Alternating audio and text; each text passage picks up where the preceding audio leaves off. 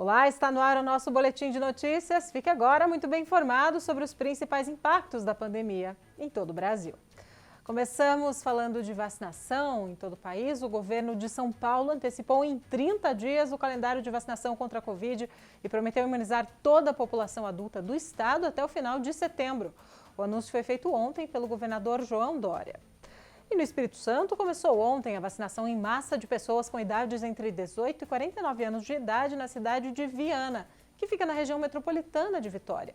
A iniciativa é parte de um estudo do governo e da Universidade Federal do Estado para avaliar a eficácia de meia dose da vacina da AstraZeneca. No Brasil, segundo o consórcio dos veículos de imprensa, quase 26% da população tomou a primeira dose das vacinas contra a Covid. Apenas 11% tomou as duas doses. Nas últimas 24 horas, o país registrou mais de 1.100 mortes pela doença, totalizando mais de 487 mil óbitos desde o começo da pandemia. A média móvel foi de 1.997 mortes, o que indica a estabilidade e significa que o ritmo atual das mortes por Covid está num platô, num patamar bastante elevado. Agora, boa notícia, no fim de semana chegou ao aeroporto do Galeão, no Rio de Janeiro, um novo lote de insumos farmacêuticos ativos, IFA, para a produção de novas vacinas contra a Covid-19 da AstraZeneca Fiocruz. O lote será suficiente para produzir aproximadamente 6 milhões de doses do imunizante, que tem de ser entregues ao Ministério da Saúde até o dia 10 de julho. E o Brasil vai receber 3 milhões de doses da vacina da Janssen até esta terça-feira. A entrega, que ocorreria entre outubro e dezembro, foi adiantada após a aprovação da Agência Reguladora de Medicamentos dos Estados Unidos. A vacina é de dose única e deve acelerar o andamento do Plano Nacional de Imunização. A Agência Reguladora de Medicamentos dos Estados Unidos, FDA, liberou o envio de 3 milhões de doses da vacina da Janssen, do laboratório Johnson & Johnson, para o Brasil. A entrega de 38 milhões de doses, que ocorreria entre outubro e dezembro, teve uma parte antecipada. O imunizante, que necessita somente de uma dose, terá como destino a população das capitais brasileiras. Porque assim nós temos mais agilidade de entregar essas doses à população brasileira. Segundo o Ministério da Saúde, o valor do contrato com o laboratório apontou uma economia de 25%.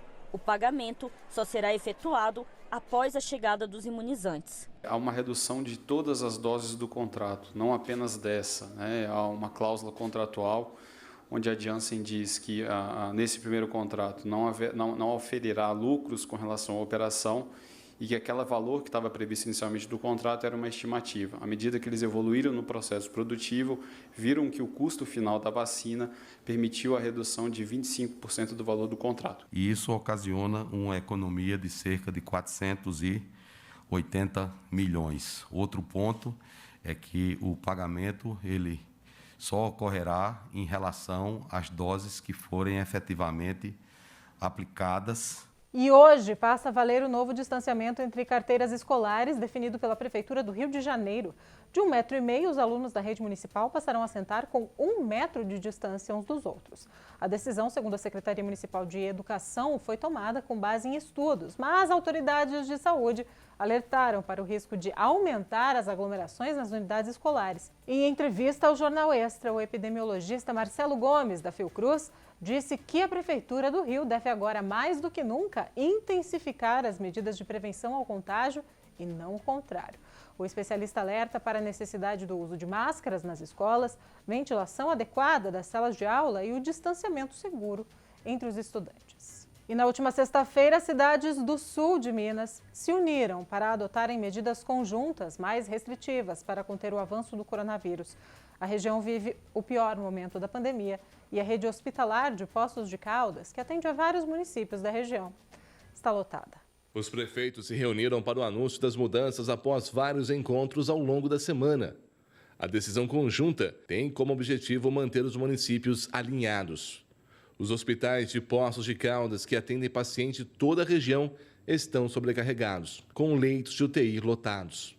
Os gestores consideraram esta a pior fase desde o início da pandemia.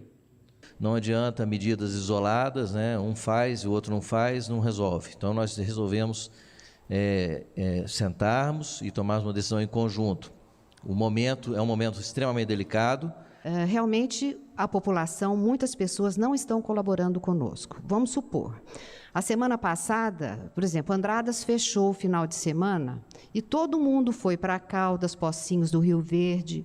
Então, por isso, essa necessidade de nós unirmos aqui e tomarmos uma medida que seja para a região, né?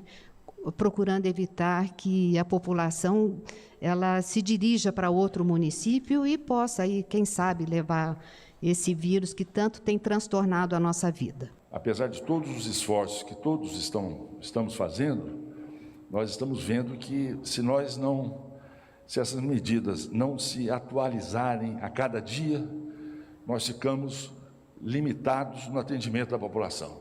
As medidas começam a valer na próxima segunda-feira e vai até o dia 27 de junho, nas cidades de Poços de Caldas, Andradas, Ibitura de Minas, Santa Rita de Caldas, Albertino e Caldas. Uma das principais mudanças é com relação aos finais de semana. Todo o comércio deve permanecer fechado, exceto farmácias de plantão e postos de combustíveis. Supermercados, bares, restaurantes e padarias poderão trabalhar no sistema delivery. No sábado e domingo, igrejas poderão ter apenas missas e cultos online. Durante a semana, o comércio em geral pode funcionar das 9 às 18 e outros segmentos até às 20 horas. Mas eu costumo dizer que não existe soluções individuais para problemas que são coletivos. Motivo pelo qual a nossa região precisa se unir neste momento para dar uma resposta à população nessa situação tão difícil que a pandemia nos trouxe mais uma vez. E agora uma história emocionante como tantas que temos visto nessa pandemia. Em Rio do Sul, Santa Catarina, mãe e filha se conheceram pela primeira vez na UTI Covid do hospital da cidade. Vamos ver. O famoso corredor para vencedores da batalha contra a Covid-19 nunca esteve tão cheio de emoção. Esse caminho cheio de profissionais da saúde e palmas não levava a paciente apenas para fora da UTI. Ele a encaminhava para um encontro para lá de especial. Chegou o momento tão esperado de você conhecer a Bianca, Sirlene.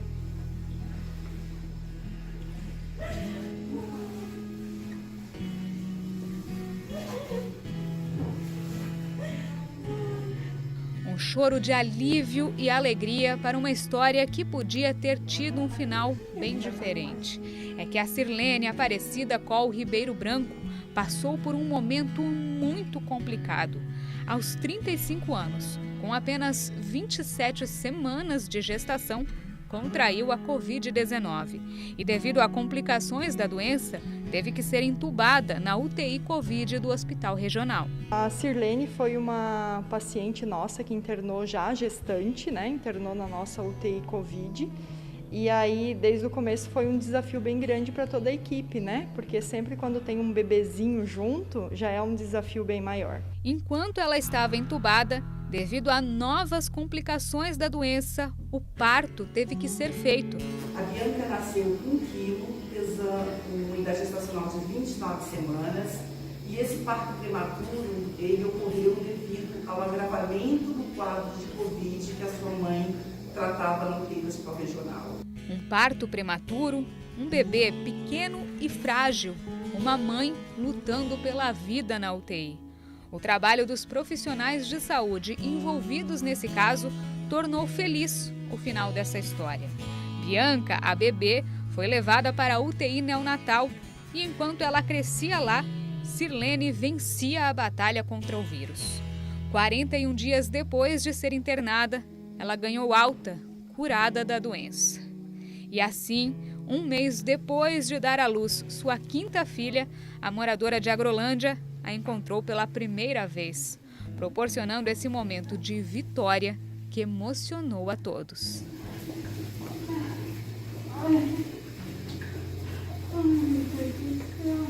Bianca segue na UTI se fortalecendo antes de poder ir para casa. E tem se mostrado tão guerreira quanto a mãe. Tudo vai do acompanhamento da criança, né? Hoje ela precisa ainda ganhar mais peso para poder ganhar a alta da UTI, né? Mas é uma criança que a princípio está evoluindo bem. É muito prazeroso, sabe? É muito emocionante a gente participar dessas histórias e participar desse encontro. E que Deus nos ajude que essa pandemia acabe o mais rápido possível. Muito bonita essa história e o nosso boletim de notícias fica por aqui. Lembrando, é claro, que você segue muito bem informado ao longo da nossa programação, por isso não saia daí, fique com a gente, é claro. Se possível, fique em casa.